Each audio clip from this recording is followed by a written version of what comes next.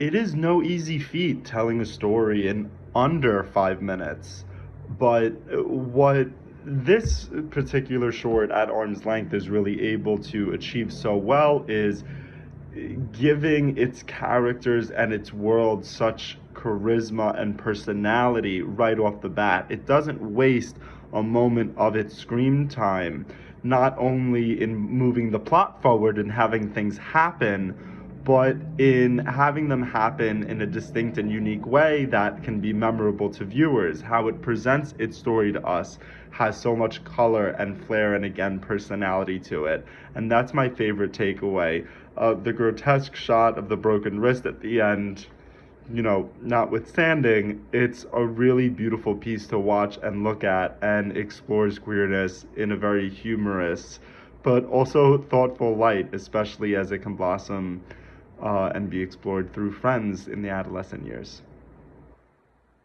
At Arm's Length. Love the title, by the way. I just love a good play on words within a title and the meaning of the film. So really nice title. And honestly, I was kind of thrown by this one because as it started off, it just had this comedic vibe, and then it kind of had like a dark comedy vibe, but it turned serious. But somehow you guys navigated that so well, it didn't bother me. Usually I don't like dark comedies, or if it's not one or the other, because I don't know if I'm supposed to be laughing, but this did not do that to me. It was just seamless, and I really like that a lot. Because I didn't expect such big topics, such as addiction and, the sexuality topic and the tension between the two of them.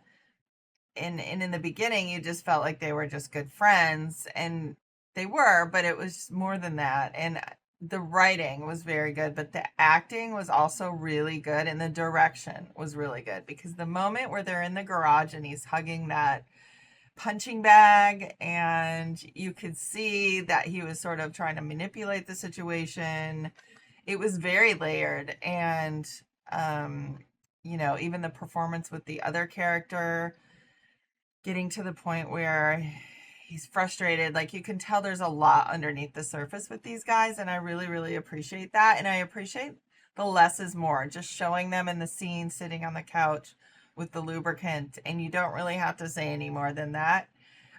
Even though I think he said something like, we shouldn't have done that.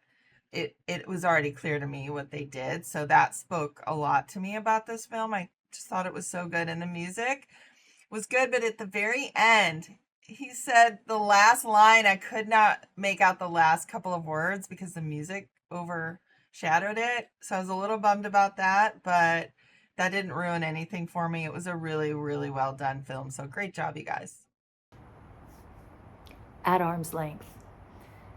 Cinematography on this was it was great. And I loved the actors. I think that they both did such a fantastic job. They were so likable, and the special effects makeup that they did on the arm and stuff, great. Really, really wonderful. I wish the sound was more evenly balanced between the two actors, because somebody seemed really soft, someone seemed a little bit louder, and the music was so well chosen.